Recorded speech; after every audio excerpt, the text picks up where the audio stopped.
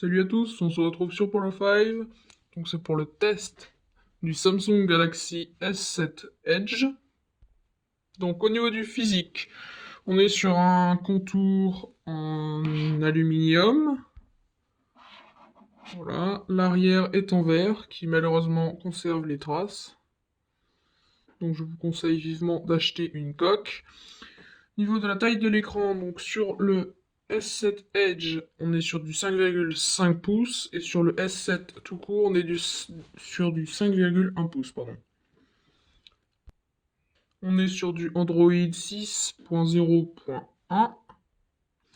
Alors il a 7,26 cm de largeur, 15,9 cm de hauteur et on est sur du 0,77 cm en épaisseur.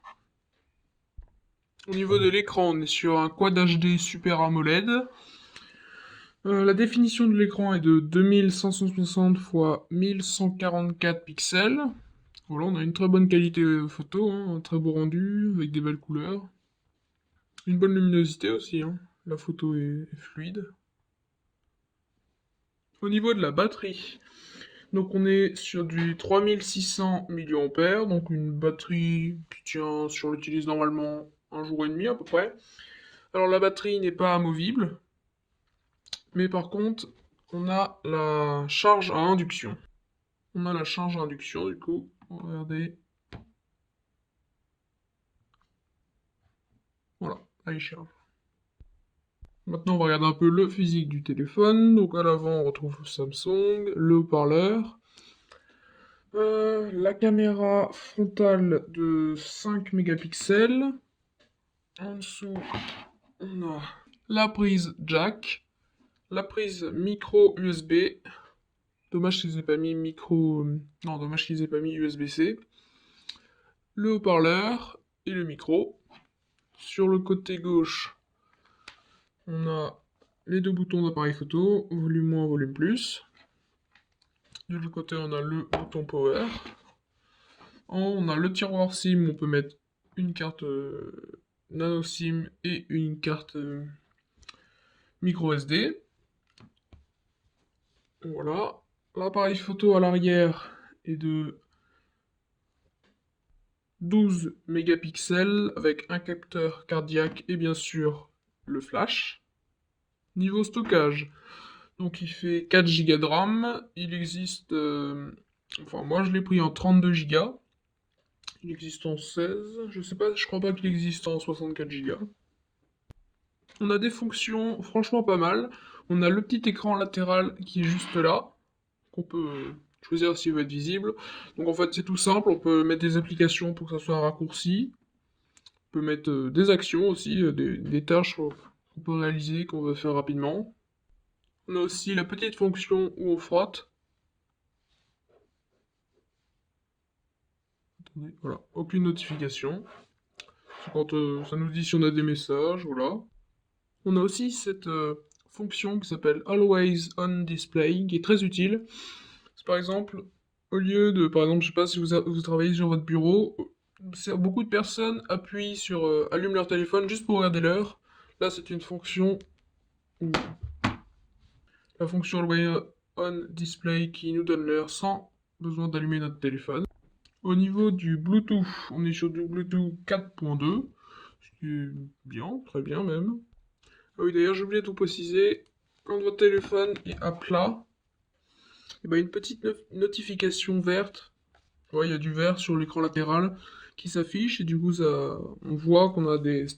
C'est quand on reçoit un appel, voilà, c'est une petite notification quand notre téléphone est retourné qui est assez pratique. Le Samsung Galaxy S7 est aussi étanche, IP68, donc il résiste à l'eau, on peut l'immerger dans l'eau pendant 30 minutes. Faut pas que ça dépasse les 1 mètre de profondeur. Par contre, Samsung n'a toujours pas réussi à faire. On peut pas utiliser le tactile sous l'eau. On peut prendre des photos en appuyant sur le bouton volume. Et le capteur empreinte digitale ne marche pas sous l'eau aussi. Au niveau de la photo, bon, c'est une très bonne qualité, hein, c'est 12 mégapixels.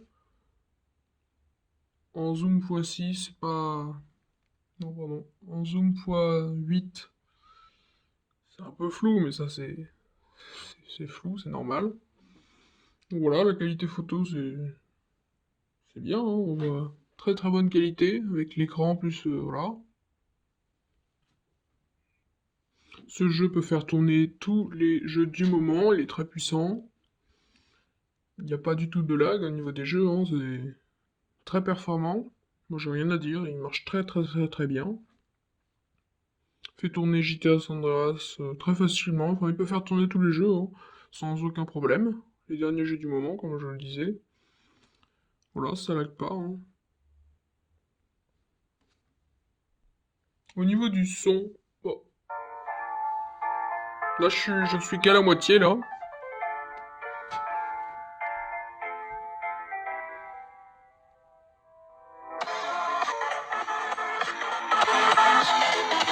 Voilà, là je suis à fond. Bon, bref, pour conclure, le son suffit très bien pour ce téléphone, hein. Aussi, Samsung nous a mis des petites fonctions rapides qui sont assez pas mal. Par exemple, on appuie 2 fois, ça nous met l'appareil photo. Voilà, l'appareil photo.